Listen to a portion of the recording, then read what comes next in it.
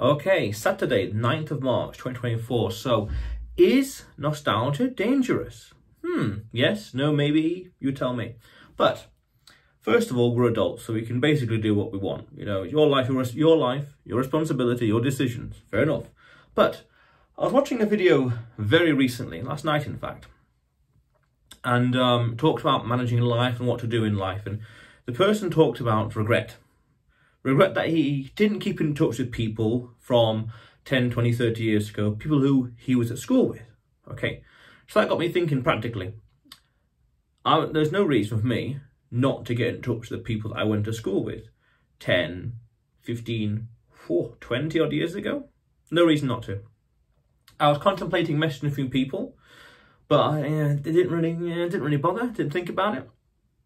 But then this video prompted me and him talking about his regrets and whatever else, and I was thinking that, right, we can do it. I got a list, literally just here. I got a list of all the people that I used to go to school with.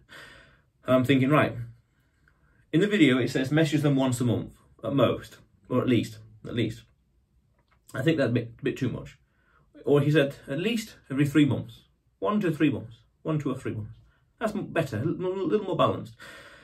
I think that's a bit too incessant. I think what's a nicer balance would be at least once a year, Christmas and birthdays, and once a year in general, keeping in touch, touching base, building contacts, juggling the relations between the people.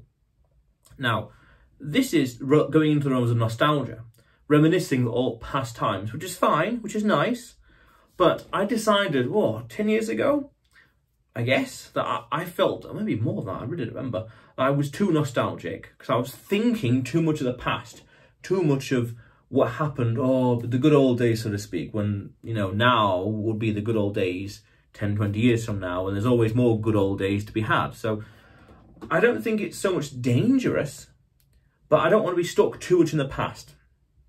Because since then, I've also heard that nostalgia marketing is a thing where brands are talking about nostalgia, or using it, old brands, old logos, whatever, in terms of selling products. Okay, fine, fair enough. You don't have to buy the things, but it's just an interesting trend. Now, I don't know, but I'm thinking practically.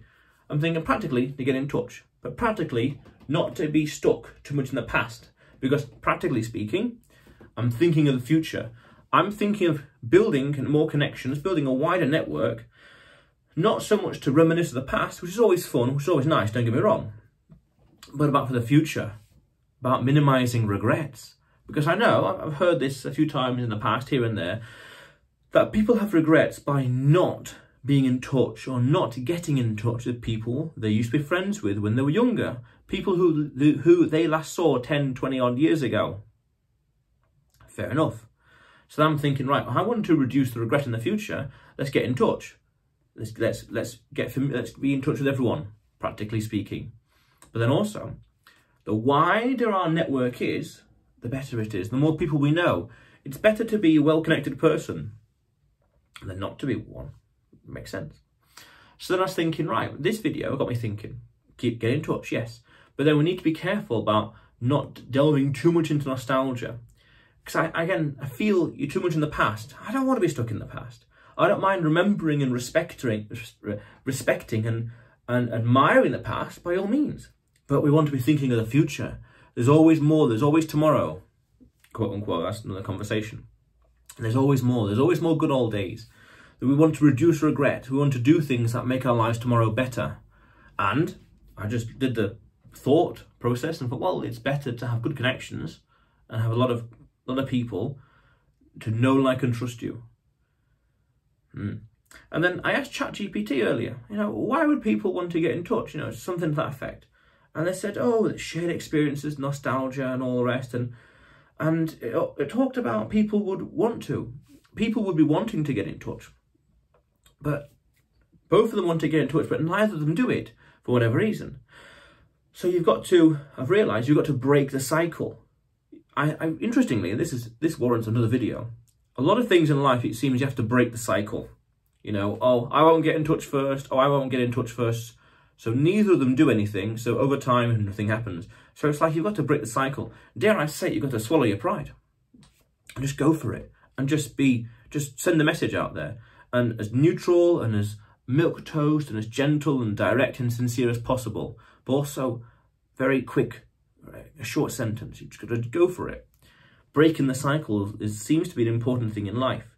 When two people or more both want the same thing, but neither of them are acting towards it for whatever reason. So it seems that's important. Recognize these cycles in life and break them. But that's another conversation. That's a completely different video. I need to think about that one. That's a bit more nuanced. But is nostalgia dangerous? Yes, no, maybe. Now, again, objectively speaking, you're an adult. Come to your own conclusions, okay?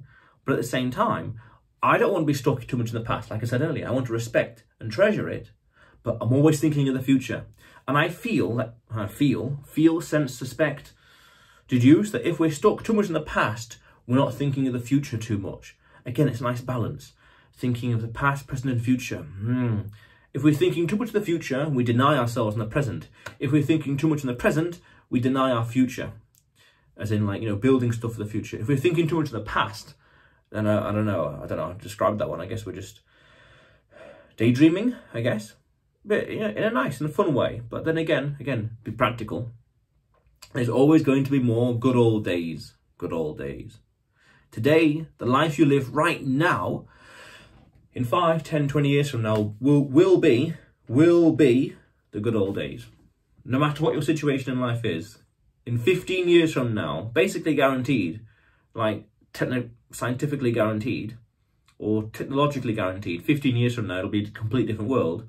And you'll look back at today and think how simple, how fun it was compared to the life you will have in 15 years. Never mind 30. In 30 years, it could be a completely different world. So then you'll be nostalgic for today. Imagine 30 years from this video. Whoa. It'll be a complete different world. So is nostalgia dangerous?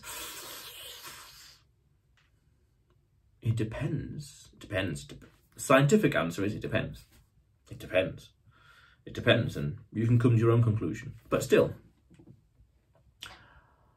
But that's an interesting idea. Break the cycle and get in touch with people from school. And now, being me, I'm going to approach it very logically. I'm going to approach it very organised. I'm thinking Excel sheets. I'm thinking first name, second name, date of birth, where they live, job, things like that. All sorts of details and data, notes, to write down as much as I know about the person.